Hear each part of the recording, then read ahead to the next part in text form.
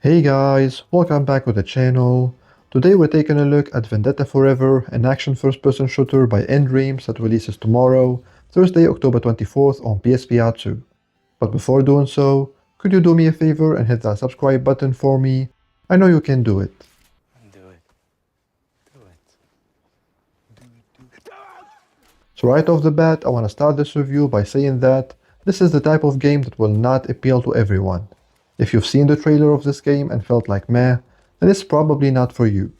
However, if the trailer got you interested, then there is a very good chance we're gonna have a lot of fun with it.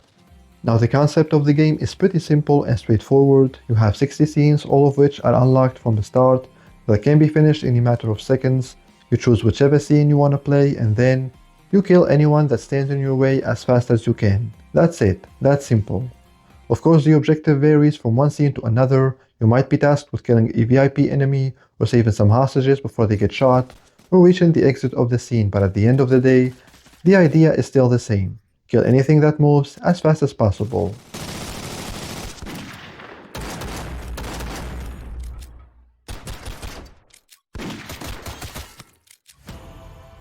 There is a great variety in the weapons that you will get to use, as well as great variety in the scenes themselves.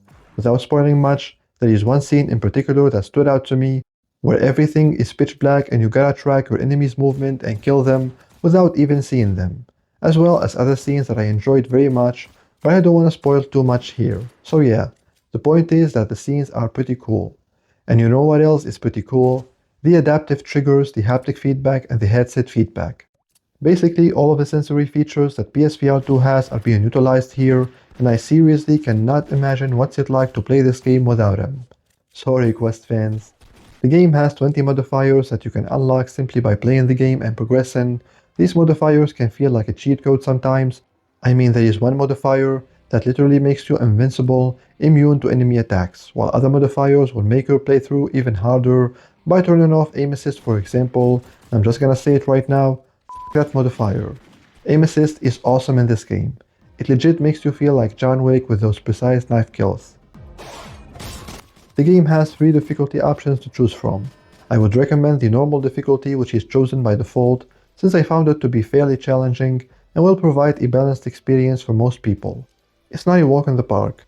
Even the normal difficulty demands some sharp reflexes and high concentration and coordination. But if you want a more challenging experience, then you have 2 more options to choose from.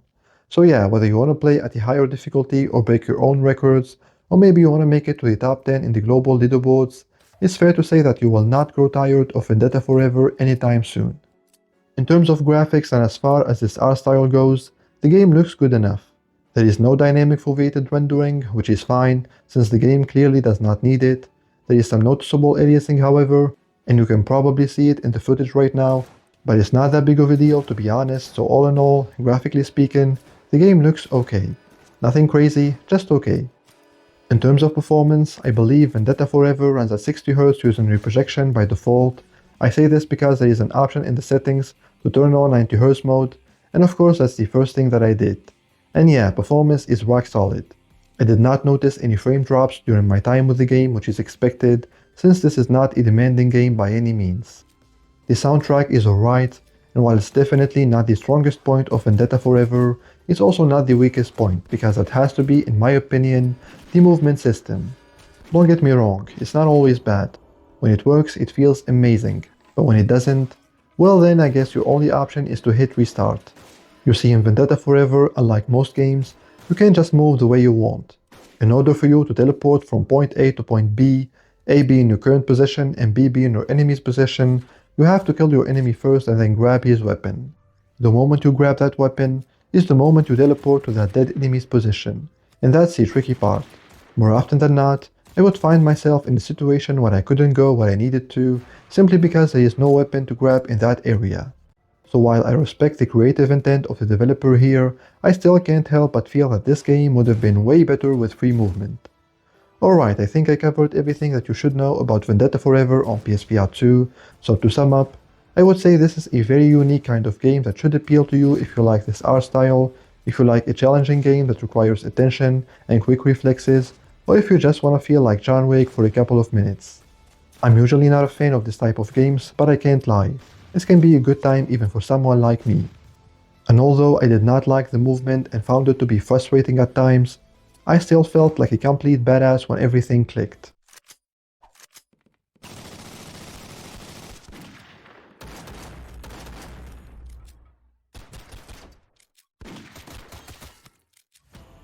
And that's gonna have to do it for this review. If you enjoyed it, if you found it informative, and for more PSVR2 news, reviews, and discussions, make sure you hit that subscribe button, hit that like button, and turn on the notifications as well.